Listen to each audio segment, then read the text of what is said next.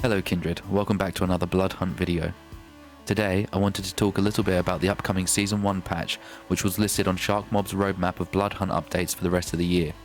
As we know, the Ventrue Clan are being added to the mix, and it's got me thinking, what would their powers be? Their clan abilities, their archetype moves, their passive. So to do this I had to do some digging, as I'm a complete noob when it comes to Vampire The Masquerade lore, and I'm learning as I go. Before we start as well, I'm currently in the middle of a nasty cold, so I apologise if my voice is a little nasal today. Anyway, so after some Google searches and reading a little bit about what this clan represents, it seems that these are almost the royalty type of vampires. They love to be in charge of big organisations and companies at the highest level. They are the rich and the powerful, the elite, and usually become leaders of whatever they desire. This includes other vampire clans, which of course creates a lot of hatred towards them.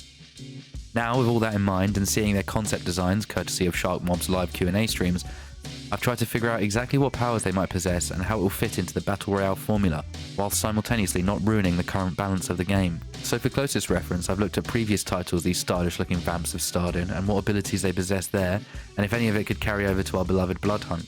In Vampire The Masquerade Bloodlines 2, the Ventrue Clan were featured and had some abilities which I think could totally be viable in Bloodhunt.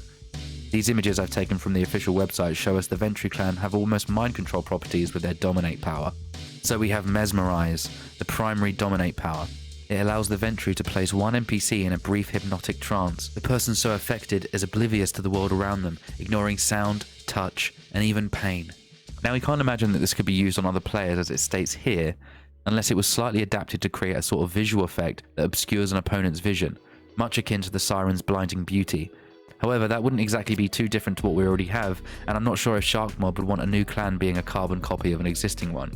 So let's read on.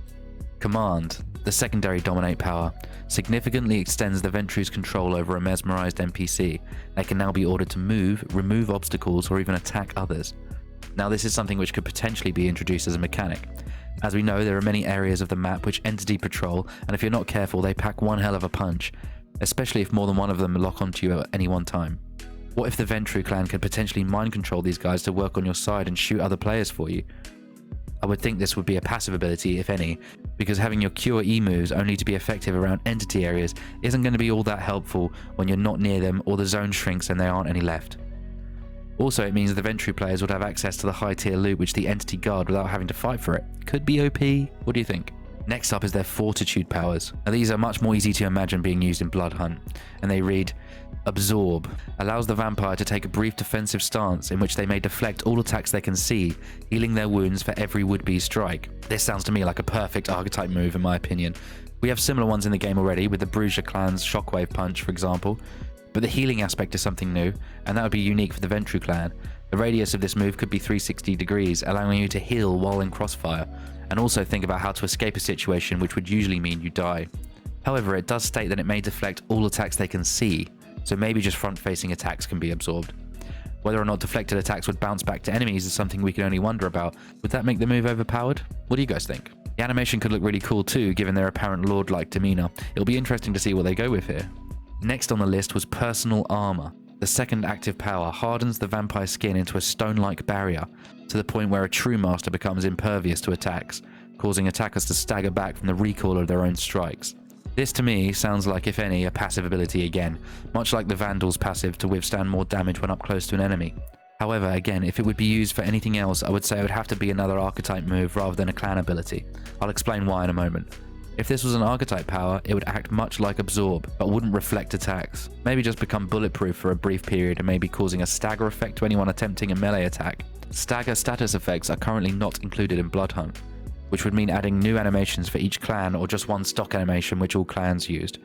If this were the case, I would prefer personalized animations to suit each clan, as they all move differently and have their own static animations to begin with.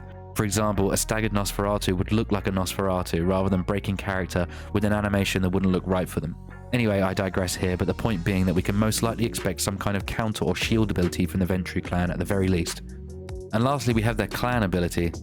In the game currently, the Bruiser, Nosferatu and Toreador all have traversal-based clan abilities. The Bruiser's Soaring Leap, the Nosferatu's Vanish and the Toreador's Projection Dash all allow you to relocate yourself in a heartbeat.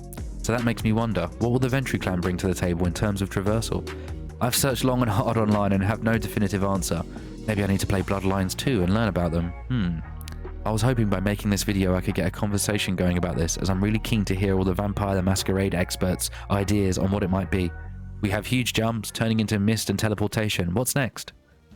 Anyway guys, I hope you've enjoyed this video and it's got you thinking about this new clan that's being added to the game, if you haven't already. I would love to hear from you guys in the comments so we can speculate further. If you've enjoyed this video, please be sure to subscribe so you don't miss any new uploads, and hit that thumbs up as it really helps people discover this content rather than it just being buried in the almighty YouTube algorithm. But for now, I'm off out in Prague and I'll catch you in the next one, guys.